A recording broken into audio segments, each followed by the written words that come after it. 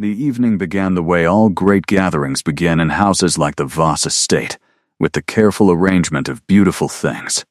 The chandeliers in the grand hall had been fitted with 300 fresh candles, and their light fell across the assembled company in a warm and indiscriminate gold that made everything below it look like something worth looking at. The women had understood the assignment, as women always do at these occasions.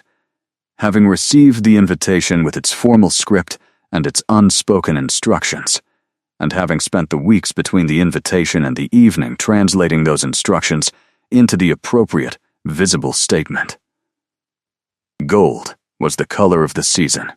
Gold was what the Voss family's annual winter assembly called for, and gold was what the assembled nobility of the Northern Territories had delivered with the enthusiasm of people who have been waiting for an occasion to justify the expense. There were gowns of deep amber and pale champagne and bright burnished copper and soft antique yellow, all of them catching the candlelight in their own particular ways, all of them doing what expensive fabric is designed to do, which is to make the woman wearing it appear as though the light itself has decided to pay her special attention.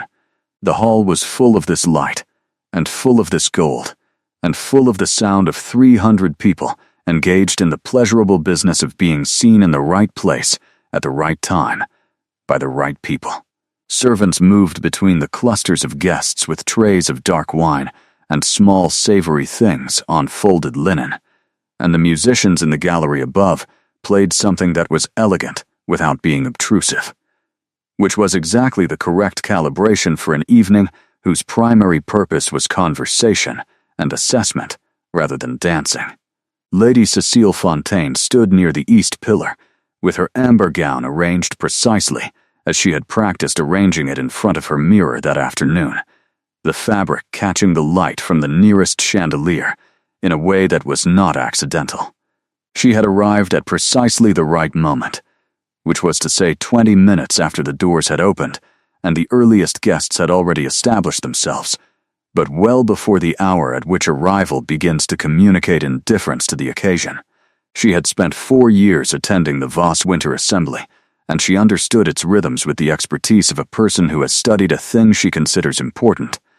She knew that the host, Dorian Voss, Vampire King of the Northern Territories, would descend the main staircase at the first hour and move through the room in a particular pattern, greeting certain people and acknowledging others, and passing a third category by entirely, and that the category into which he placed you was noted by everyone present and remembered until the following year. She had been in the second category for 3 years and had spent considerable effort positioning herself for the first. She adjusted the fall of her sleeve and looked toward the staircase and thought about the things she intended to say when the moment arrived. She did not notice, in the same way that most of the room did not initially notice, the young woman standing near the far west wall beside the long table of refreshments. The woman was wearing white, not the ivory or the cream that might have been a calculated contrast, not the white gold that some of the bolder guests had worn as an interpretation of the evening's color rather than a departure from it, but a plain and simple white, the white of a dress that had been made for practical occasions and had been brought to this one for no better reason than that it was the best dress its owner possessed. It was well made, the dress, but it was not the kind of well made that announces itself. It was the kind of well made that simply does its job without requiring anyone to admire it for doing so. The young woman inside the dress had brown hair that had been put up with the assistance of a few pins and no particular artistry, and gray eyes that were currently directed at the table of refreshments with the focused attention of someone trying to determine which of the items on offer were worth investigating and which were not. Her name was Mara Venn, and she had not been invited to the Voss Winter Assembly in any personal capacity. She had come with her employer, Lady Duvain, whose companion she had been for 8 months, and she had been told to remain near the refreshment table, and to be available if Lady Duvain required anything, and to otherwise make herself as unobtrusive as the occasion permitted. She was doing her best to comply with these instructions. She was not, in any visible way, making an effort to be noticed. Mara had been to 3 formal gatherings in her 22 years of living, and she had found all 3 of them approximately equally bewildering, not because she lacked the intelligence to understand what was happening in them, but because what was happening in them seemed to her so thoroughly at odds with the practical requirements of actual human existence that she could not make the 2 things sit comfortably beside each other in her mind at the same time.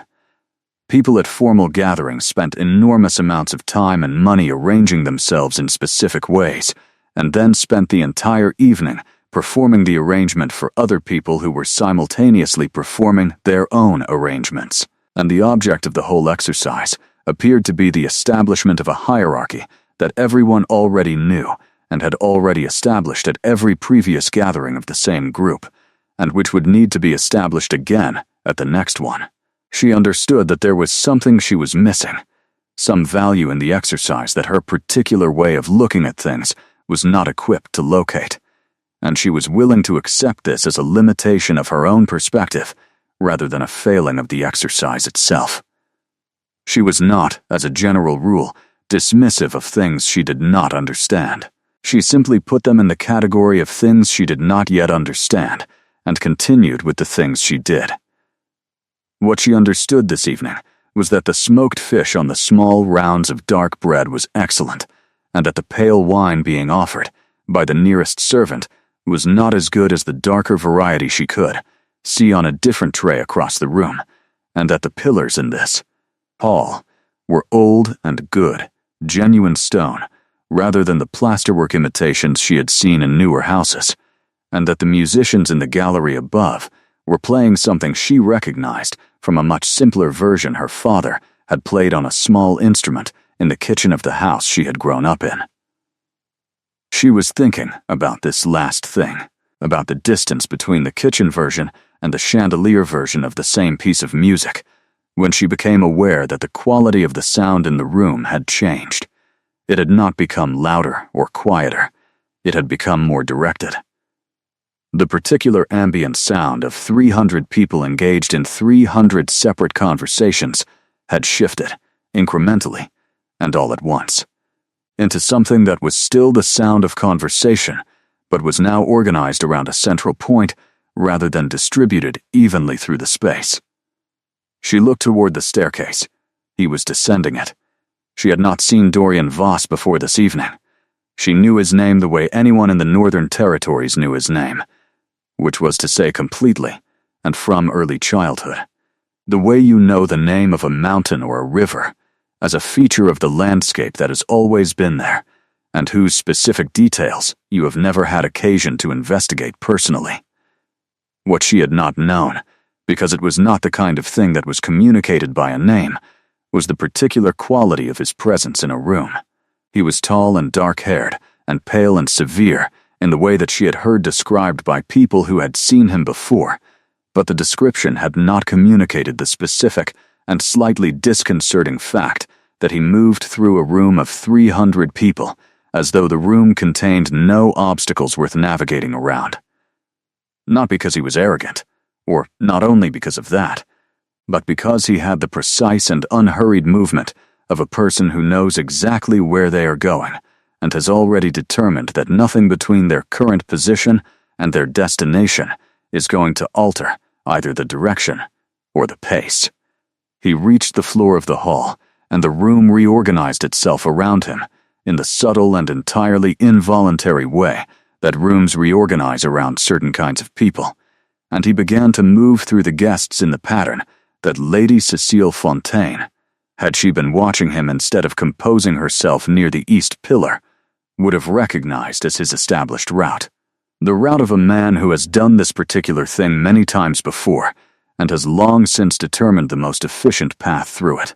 He greeted Lord Auerbach near the main doors, and spoke briefly with the elder Fontaine at the fireplace, and acknowledged the cluster of district officials near the center of the room, with a nod that communicated the precise degree of recognition appropriate to their position. And then something in the established pattern of his movement changed. He stopped. It was not a dramatic stop, not the kind that draws gasps or causes the people nearest to him to step back. It was a small and entirely internal interruption of momentum, the kind that would be invisible to anyone not paying close attention to the specific quality of how he moved, which Mara was not doing, because she had no reason to pay close attention to how he moved, and was, in fact. At the precise moment that he stopped, looking back at the refreshment table and reconsidering the smoked fish. She did not know he had stopped. She did not know that what had interrupted his momentum was a sightline across the crowded and golden room that had landed, unexpectedly and with some force, on the figure in plain white standing near the west wall, with a small round of dark bread and smoked fish in one hand, and a glass of the darker wine she had managed to acquire in the other, and an expression of genuine and entirely unperformed contentment on her face. She did not know any of this because she was thinking about the fish, and about her father's kitchen, and about the distance between simple and elaborate versions of the same underlying thing, which was a thought she found more interesting than most of the thoughts available to her at formal gatherings of this kind. Dorian Voss, who had attended his own winter assembly for 9 consecutive years and had never once stopped moving through it in the middle of his established route for any reason that was not a direct request from a person who required his attention, stood still for 3 seconds. 3 seconds in a room of that kind, at an occasion of that kind, is a perceptible duration. The people nearest to him noticed it in the peripheral way that people notice disruptions to expected patterns, without being entirely sure what they have noticed, or whether they have noticed anything at all. Lady Cecile Fontaine, who had been watching the room with the specific attention of a woman preparing for a particular moment, noticed it with rather more precision. She followed the line of his stopped attention across the room, and found, with a sensation she would later describe to her mother as being something like stepping onto a stair that was not there, the young woman in the plain white dress near the west wall. She looked at the young woman for a moment with the comprehensive assessment of a person who has spent years developing the skill of comprehensive assessment, and she found nothing that explained what she was looking at. The young woman was not beautiful in the way that the assembled company understood beauty, which was to say arranged and presented and performing the performance of beauty for an audience. She was simply a person standing near a table of refreshments in a white dress, eating smoked fish, with the composed satisfaction of someone who has found something good and is paying it proper attention. There was nothing about her that was designed to attract notice. She attracted notice anyway, or rather, she attracted the notice of one specific person in the room, and that specific person was the one whose notice mattered most to everyone else present, and this fact rippled through the sections of the room that had observed it with the quiet efficiency of a fact that everyone has understood, and no one is yet ready to say out loud. Dorian Voss resumed moving. He did not resume moving in the direction of the next point on his established route. He moved toward the west wall. Lady Cecile watched him cross the room. She watched the guests nearest to him register his change of direction and process it and exchange small, significant looks with the people beside them. She watched the space near the west wall and the young woman in the plain white dress, who was still, as far as anyone could determine, primarily interested in the refreshment table, and entirely unaware that the Vampire King of the Northern Territories was moving through a room of 300 formally dressed people in order to stand beside her. He stopped 2 feet away from the young woman. He looked at her. She had not yet looked at him. She was looking at the table, where she appeared to be deciding between 2 additional items, with the serious deliberation of a person who does not make decisions carelessly. Then she looked up, because the quality of the space beside her had changed in a way that was difficult to ignore even for a person who was paying primary attention to a table of food, and she found him looking at her with the dark and entirely steady eyes that were, up close, considerably more significant than they appeared from across a room. She did not produce any of the reactions that the watching room might have expected. She did not flush, or startle, or arrange her expression into any of the available shapes that young women arrange their expressions into when a powerful and significant person directs his attention at them suddenly and at close range. She looked at him with the same gray-eyed directness she would have brought to any person who had appeared unexpectedly beside her, which was to say the directness of someone who finds other people genuinely interesting rather than strategically useful, and is accordingly willing to look at them without a great deal of preparation. She said, "Good evening." He said, "Good evening," she said. "You are Lord Voss." It was not a question, and it was not flattery. It was simply a statement of recognition, the way you state a fact when you are sure of it, and see no reason to frame it as anything other than what it is. He said, "Yes." She said, "This is a very good assembly." He looked at her for a moment, and the room, which had been watching the exchange with the compressed attention of 300 people trying to hear a conversation across a distance that was slightly too large to hear across, strained collectively toward them by some small unconscious degree. He said, "I am told it is." She considered this response for a moment, tilting her head slightly in the manner of someone filing something away for later examination. She said, "You do not enjoy it yourself." It was not a question either. He said, "I find it useful." She said, "That is a very honest thing to say." He said, "I generally find honesty more efficient than the alternative." She looked at him with the specific attention of someone who has heard something that interests them. She said, "That is also honest." A thing that could be described as an almost smile passed across the severe arrangement of his face and vanished before it had fully assembled itself. He said, "Who are you?" She said, "My name is Mara Venn. I came with Lady Duvain, whose household I am part of." He looked at her white dress, and at the glass of dark wine, and at the small round of bread in her other hand, and at her face, taking in the full picture with the calm efficiency of a man who is used to assessing situations quickly and accurately. He said, "You are not a guest." She said, "Not in the official sense, no." He said, "And yet you are drinking the better wine." She said, "The better wine was on the other tray. I saw it when I came in, and I made a point of getting to it before the tray moved." He looked at her. She looked back. She was not performing composure. She was simply composed, in the way that people are composed when they are not spending any of their available resources on managing the impression they are making, which left all of those resources available for the actual conversation. And the actual conversation, brief as it had been, was the most interesting one he had conducted at his own assembly in 9 years of conducting them. He said, "Will you walk with me?" It was a question, which was not what she had expected. She had expected, to the extent that she had expected anything, that the conversation would end in the natural way of conversations at formal gatherings, which was with the person of higher social position moving on to the next person of higher social position, and the person of lower position returning to their previous occupation. She had not expected to be asked a question that required a real answer. She considered the question with the honest deliberation she brought to real questions.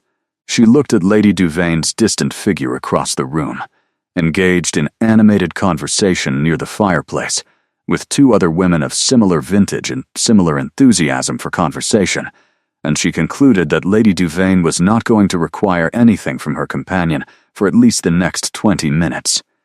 She said, "Yes." They walked along the north gallery that ran above the hall, which was quieter than the room below, and lined with the tall, narrow windows that looked out over the estate's winter landscape, all dark tree lines and pale fields under the clear February sky. The sounds of the assembly reached them from below, but softened and made distant by the stone floor between the gallery and the hall, reduced to something that was present, but not intrusive. Mara walked beside him, and she did not fill the silence with the kind of conversation that people fill silences with at formal gatherings, the observations about the assembly and the weather, and the other guests that function as sound rather than as communication. She was quiet in the easy way of someone who finds silence comfortable rather than threatening. And this was, he noticed, a quality that was considerably rarer than it ought to be among people of any class or position. He said, "How long have you been with Lady Duvain?" She said, 8 months. He said, "And before that?" She said, "I was with my father in the Southern Valley. He died in the spring and I needed a position, and Lady Duvain's household was the position that was available." He said, "I am sorry about your father." She said, "Thank you." He was a practical man. He would have thought it was a reasonable situation. She said it without any of the performance of grief that people bring to mentions of recent loss in formal conversations, not because she did not grieve him, but because she had already done the private work of grieving him, and did not need to do it additionally in front of a stranger. He looked at her profile as they walked, at the clean line of her jaw, and the way she looked at the windows as they passed them, with an attention that was genuine rather than decorative. He said, "What did your father do?" She said, "He kept accounts for the merchants in the valley town. He taught me to read contracts before he taught me anything else, because he believed that the ability to find what a document is actually saying, beneath what it appears to be saying, was the most useful skill a person could have." He said, "That is an unusual belief for a merchant's accountant." She said, "He was an unusual accountant." He paused over some disagreement among the merchants about a warehouse lease when I was 14, and he asked me to read the lease and tell him where the problem was.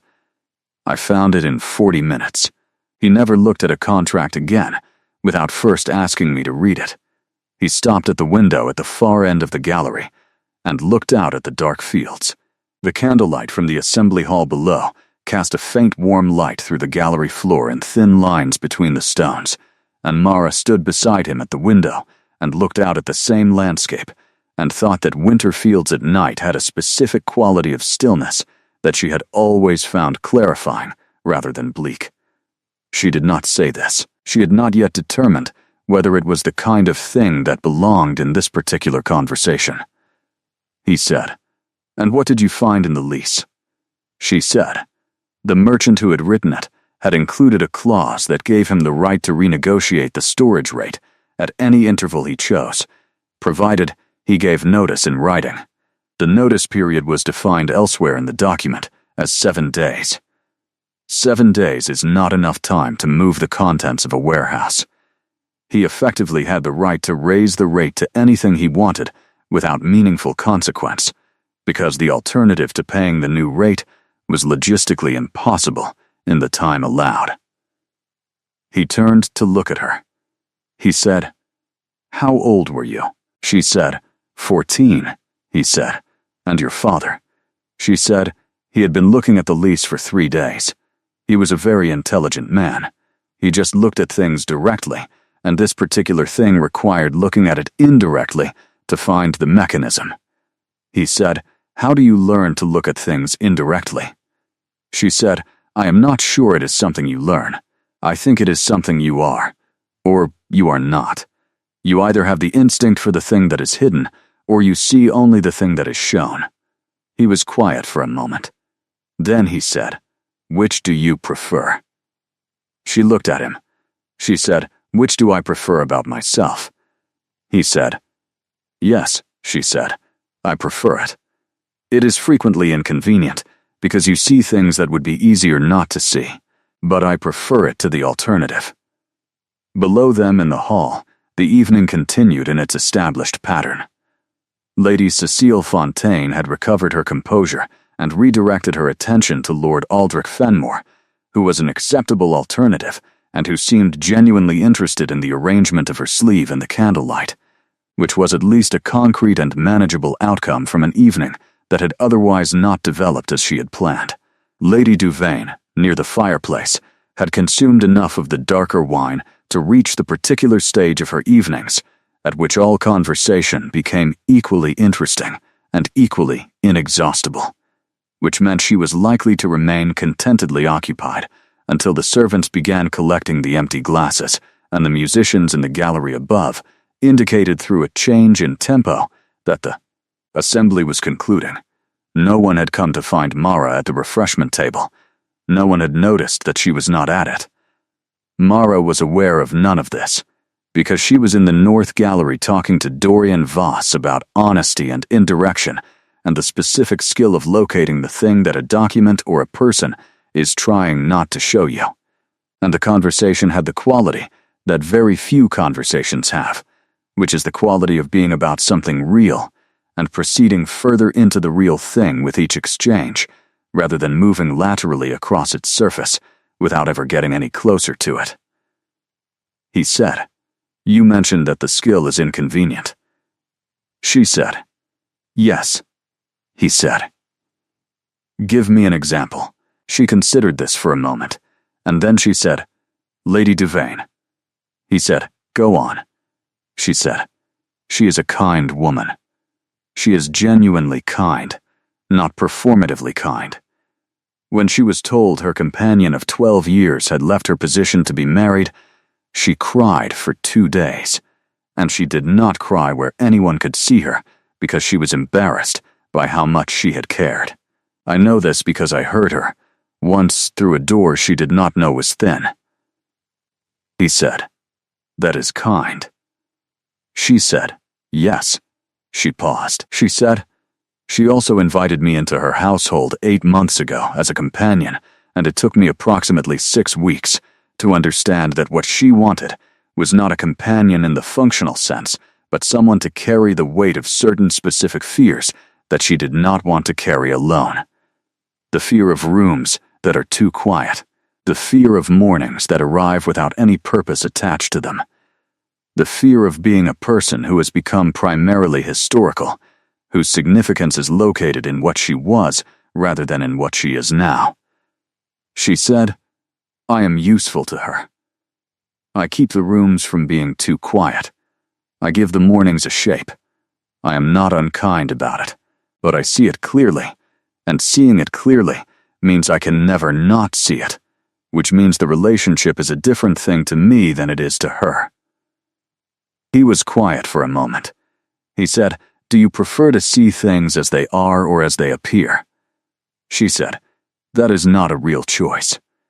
You cannot prefer to see only the surface of things once you have developed the habit of seeing through them." He said, "No. I mean, given the weight of what clear seeing costs, do you value it?" She thought about this for longer than she had thought about anything else he had asked her. She said, "Yes." He said, "Why?" She said, "Because the alternative is not innocence. The alternative to seeing clearly is not being protected from difficult things. The alternative is being confused by them. Confusion is much worse than clarity, even when the clear thing is hard." He looked at her for a long time in the quiet of the North Gallery, with the sounds of the assembly drifting up from the hall below them and the dark winter landscape visible through the tall windows. He said, "You are not what I expected to find this evening." She said, "What did you expect to find?" He said, "The usual assembly." She said, "It is the usual assembly." He said, "It was." He walked her back down to the hall at the end of the first hour, which was when his protocol required him to be visible again to the assembled company. He did not offer her his arm in the formal way, because she was not a guest in the formal sense, and offering it would have been a public statement that he had not yet decided to make publicly. He simply walked beside her at the pace she set, which was a moderate and unhurried pace. The pace of someone who has no particular reason to arrive anywhere quickly. She noticed the not offered arm, and understood it and found it, on balance, more respectful than the offered one would have been, because the offered arm in that context would have been a performance for the watching room, rather than a gesture toward her. She was becoming aware. A person who noticed these things about him very quickly, which was either a function of her general tendency to see clearly, or something more specific to him. She had not yet determined which. What she had determined, in the hour in the North Gallery, was that he was not what she had expected him to be either. She had expected, on the basis of everything she had ever heard about him, a person of considerable power who wore that power the way certain people wear expensive clothing, with the comfortable assumption that it is the most interesting thing about them and the thing that should orient the attention of everyone they encounter. What she had found was a person who wore his power the way you wear an old coat that fits well, as a practical thing, rather than a statement, something that does what it is supposed to do and does not require comment. He was precise where she had expected to find performance. He was direct where she had expected to find management. He was, underneath the severity of his face and the controlled quality of his movement, a person who was tired of the surface of things and had been tired of it for a long time, and who had encountered this evening, without looking for it, something that was not a surface at all. They reached the main floor of the hall. The room reorganized itself around his return the way it had reorganized when he descended the staircase, registering his presence and his direction with the peripheral attention that the assembled company brought to everything he did. He stopped. He said, quietly and without any performance of significance, "You will be at the assembly for the remainder of the evening." She said, "Until Lady Duvain is ready to leave." He said, "Then I will find you again before the evening ends." She looked at him. She said, "There are 300 people here who have been waiting for you to find them all year." He said, "I know," she said. And he said, "And I have already spent the better part of an hour with you, which is longer than I have spent with any single person at this assembly in 9 years of hosting it." She considered this. She said, "That is a significant thing to say." He said, "I generally find honesty more efficient than the alternative." She almost smiled. He saw the almost smile, which was not a fully assembled thing, but a movement at the corner of her mouth that her habitual composure had not quite contained, and he noted it with the specific attention of someone who has found something worth finding, and intends to remember exactly where they found it. He said, "Enjoy the rest of the evening." He returned to his assembly.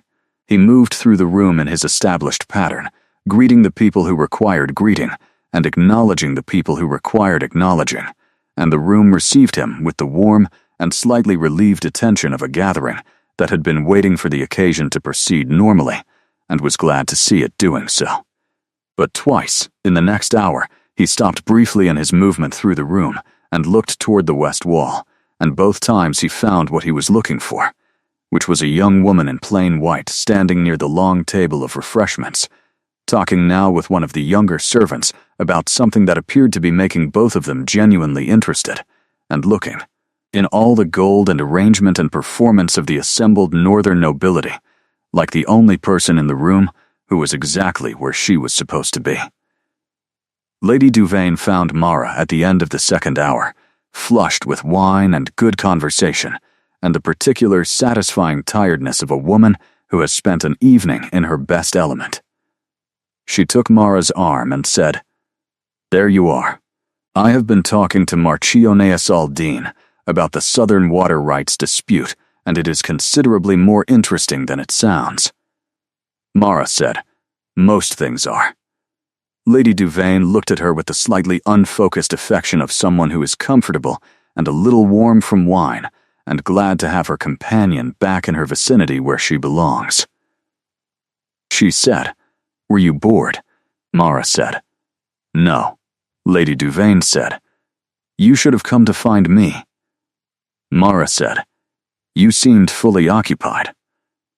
Lady Duvain laughed at this in the easy way of someone who finds the accurate observation of their own behavior charming rather than intrusive, which was one of the things that made her genuinely likable. She said, "Well, we should begin to think about the carriage. Not yet, but soon." Mara said, "Yes." Lady Duvain moved off to conclude her conversation with the Marchioness, and Mara turned back to the room. She was aware, in the way she had been aware of it intermittently since they had come back down to the hall, that Dorian Voss had looked in her direction twice in the past hour. She was aware of it the way she was aware of most things that she had noticed and catalogued, and was not yet ready to draw conclusions about, which was to say quietly, and without assigning it any more weight than the available evidence warranted. She was also aware, and this one was less easy to set aside with the careful neutrality she applied to most things, that the hour in the North Gallery had been the most interesting conversation she had had with any person in the 8 months since her father died. This was not a complicated observation. She was not trying to make it complicated. Her father had been the person she talked to, really talked to, in the way that requires the other person to be genuinely present rather than socially functional. And after he died, there had not been another person of that kind available to her. Lady Duvain was kind, and she was good company, and she was someone Mara felt real affection for, but she was not a person who wanted to talk about the distance between the surface of things and the thing underneath the surface. She wanted to talk about the surface, beautifully and with genuine enthusiasm, and Mara had learned to do that with her, and to value it for what it was, rather than resenting it for what it was not. But she had not, until this evening, stood in a North Gallery and talked with someone about what it costs to see clearly, and had the person across from her understand completely what she meant and add something true to it. And she was finding now that she needed a moment to simply hold this fact before she put it in the appropriate category and moved on with the evening. A servant appeared at her elbow with a tray. She looked at it. The darker wine. She took a glass, because she had earned it, and she looked across the room at the assembly that was beginning its slow movement toward conclusion. Guests starting the complex social choreography of the departure, the gathering of wraps and the exchange of last significant words, and the strategic timing of exits. She found him across the room without particularly looking for him, which was a thing she noted and did not yet draw a conclusion from. He was speaking with Lord Auerbach, and his attention was where it should be, on the conversation in front of him. But as she watched, he looked up, with the directness of a person who knows exactly where to look, and he found her across the full width of the crowded hall, and what passed between them in that single exchange of attention was not a performance, and not a communication for any audience. It was simply two people who had found something in an unexpected place, acknowledging the finding. She held the gaze for a moment, and then she looked away, back to the room, and the guests, and the assembly that was concluding all around her. She was a practical person. She held her wine glass, and she thought about practical things, about the carriage, and the cold night road, and the hour back to Lady Duvain's house, and the morning that would come after. She was a practical person, and she thought about practical things, and she did not think about the North Gallery, and she was only partially successful at not thinking about it, which she noted without judgment, and filed away as information. He found her 20 minutes before the assembly ended, as he had said he would, because he did not say things he did not intend to do. He found her near the south entrance, where Lady Duvain had established herself to conduct her final conversations of the evening, with the efficiency of a woman who knows exactly how to make a departure productive, rather than simply conclusive. He approached in the direct way he did everything, not performing the approach or softening it with any social intermediary, and Lady Duvain saw him coming before Mara did, and produced an expression that contained several things at once: surprise, assessment, a rapid revision of several assumptions, and the visible effort to compose all of these into something appropriate to the occasion. He said, Lady Duvain. She said, Lord Voss. Her voice was entirely correct, which was a credit to 30 years of social practice. He said, Your companion was kind enough to walk with me in the gallery this evening. I wanted to express appreciation for her time. Lady Duvain looked at Mara. Mara looked at Lady Duvain. Neither of them said anything for a moment. Then Lady Duvain said, Of course, Mara is very good company. He said, She is. He turned to Mara. He said, I would like to call on Lady Devaine's household at a time that is convenient, to discuss the matter we were speaking of this evening." She looked at him. The matter they had been speaking of this evening did not have an obvious practical extension that would warrant a formal call, and they both knew this. She said, "What matter specifically?" He said, "The management of the estate's southern contracts. There are discrepancies in the warehouse lease records for this season that I have not been able to resolve." She held his gaze for a moment with the gray-eyed directness that she brought to all real things. She said, "What kind of discrepancies?" He said, "The kind that are easier to find if you know where not to look directly." She understood what he meant immediately, because she had been the person who had told him what that meant, which was the point. She said, "I am available on Thursday mornings between 8 and 11. He said, "I will come Thursday." Lady Devane, who had been listening to this exchange with the complete and focused attention of a woman who had attended enough of these gatherings over enough years to understand that something significant had just happened in the register of a business conversation, said nothing until he had moved away to conduct the remaining business of closing the assembly. Then she turned to Mara and said, "The warehouse leases." Mara said, "Yes," Lady Devane said. "He owns 12 warehouses along the southern route." Mara said, "Yes," Lady Devane said. "He has a team of solicitors who manage those contracts." Mara said, "I know." Lady Devane looked at her for a long and thoughtful moment. She said, "Thursday between 8 and 11. Mara said, "Yes." Lady Devane picked up her wrap from the servant who was holding it and said, "We should get the carriage." The night air outside the assembly hall was cold and clear, and the stars above the Voss estate were the specific sharp stars of winter at altitude, the kind that appear only when the sky is completely without cloud and the air holds nothing between you and the distance. Mara stood outside the hall while the carriage was brought around, and she looked up at the stars with the composed attention she brought to everything that was genuinely worth looking at, and she thought about warehouse leases and discrepancies in contract records, and the particular mechanism of locating the thing that is hidden by looking somewhere other than directly at it. And she thought about Thursday between 8 and 11, and she thought about nothing else. Thursday came with a pale frost on the ground and a sky the color of iron, which was the color that the northern sky wore most often in February, and which Mara had come to find, over 8 months of living under it. Not unfriendly, but simply honest about what the season was and what it required from the people inside it. She arrived in the main receiving room of Lady Devane's house at 8 o'clock precisely, which was her established arrival time for all things she took seriously, with the set of tools she used for contract work laid out on the table. These were not elaborate tools. They were a good pen, and a pot of ink, and a clean sheet of paper for notes, and the particular quality of patient attention that was, as she had told him in the gallery, either something you had or something you did not.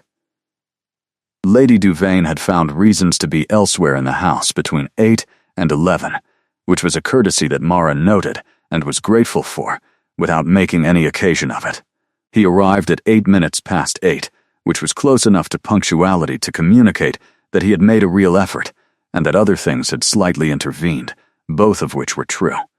He brought 3 ledger books and a folder of loose papers. He set them on the table, and he looked at her arrangement of tools and at her expression, and he said, "Good morning."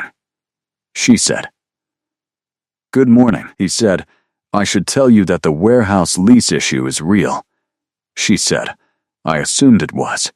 He said, "I should also tell you that it is not the only reason I am here." She looked at him. He looked back. She said, "I know." He said, "I wanted to be honest about both things." She said, "I know that too." She pulled the first ledger toward her and opened it to the relevant section. She said, "Tell me what you know about the discrepancy, and I will tell you where to look for the mechanism." He told her clearly and without any excess of detail the way a person tells a thing when they have prepared what they need to say before they arrive. She listened with the quality of attention she brought to all real things, which was complete and without interruption. When he finished, she was quiet for a moment, and then she said, "You are looking at the delivery records." He said, "Yes." She said, "The problem is not in the delivery records." He said, "Where is it?" She said, "It is in the inspection records from the previous season." Someone altered the baseline condition rating of the warehouse before the current lease was written, which means the current tenant is liable for damages that existed before he took possession. He said, "How long would it take you to find the alteration?" She said, "Show me the inspection records." He found them in the folder of loose papers and set them in front of her, and she looked at them with the focused and particular attention she had described to him in the gallery, the attention that goes sideways to a thing rather than directly at it. She found the alteration in 11 minutes, not because she was looking for exactly that thing, but because she had looked at the surrounding things the alteration needed to support itself and found that they did not quite support it. The way a repaired wall section can be identified, not by the repair itself, but by the slight inconsistency in the weathering pattern of the stones immediately around it. She showed him where to look. He looked. He was quiet for a long moment. He said, "The same legal firm that wrote the lease." She said, "Yes," he said. "They altered their own records." She said, "They altered a copy of their own records." The original inspection document will be in the property archive with the county surveyor. The dates will not match.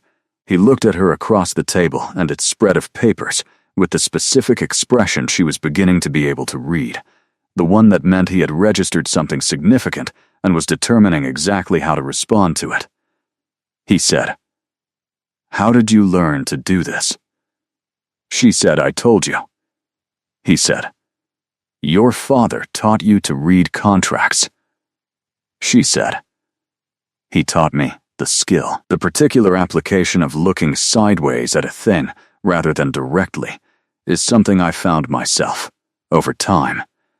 Because things that are hidden in predictable ways, and once you understand the ways they hide themselves, the hiding becomes the thing you look for, rather than the thing you are looking at." They worked through the morning with the focused and easy efficiency of two people who approach problems in compatible ways, and have the good sense to recognize it when they find it. The warehouse lease was, as she had suspected, a simpler problem than it looked from the wrong direction, and a more significant one than anyone had noticed, because they had been looking at it from the wrong direction. By 10 o'clock they had identified 3 separate instances of record alteration by the same legal firm across 2 different properties, and the picture this produced was not a complicated one. It was a firm that had been doing a specific and profitable thing for several years, and had never been caught because no one had thought to look at the inspection records before the lease records, and had, consequently, never noticed that the former were being altered to make the latter appear legitimate. He said, "I need to contact the county surveyor's office and request the original inspection documents for formal comparison." She said, "Yes," he said. "This will take time to resolve through the appropriate legal process." She said, "Yes," he said. "In the meantime, the current tenant is paying for damages he did not cause." She said, "That is a problem that can be addressed now, before the formal resolution, if you choose to address it." He said, "How?" She said, "Write to the tenant. Tell him you are conducting a review of the relevant records and that his lease payments are paused until the review is complete. Give him no further detail at this stage. He will not know what the review concerns and will interpret it in whatever way his own conscience directs, which is informative in itself." He looked at her. He said, "That is the kind of thing that looks simple and is not simple at all." She said, "Most useful things are." He was quiet for a moment, looking at the papers on the table between them with the expression of a man who has just resolved something and found the resolution unexpectedly complete. Then he looked up at her and he said, I want to ask you something that is not about the leases. She said. Yes, he said. What you are doing at Lady Duvane's. She said. I told you. He said. You told me the functional description. He paused. He said. I mean what you are doing there, as opposed to somewhere that would make better use of what you can do. She considered this. She said. Lady Duvane needed someone, and I needed a position. He said. And now. She said. And now, I have a position. He said. That is not what I asked. She looked at him across the table and its papers with the gray-eyed directness that she had brought to everything from the first moment of their conversation in the hall, and she said, I am aware that the position is not permanent in the sense that positions are permanent. She paused. She said, Lady Duvane will marry again. She is too fond of company to remain without it for long, and when she does, her household will reorganize around the new arrangement, and a companion will be less necessary than she currently is. He said, that is a clear-eyed view of the situation. She said, I told you I prefer clarity. He said, what will you do when that time comes? She said, I have not decided, he said. I have several properties that require the kind of attention you have been providing this morning. She looked at him. He looked back. She said, that is a very careful way to say a thing. He said, I am a very careful person. She said, I know. He had said in the North Gallery that he generally found honesty more efficient than the alternative. She had found this to be true across the entire morning.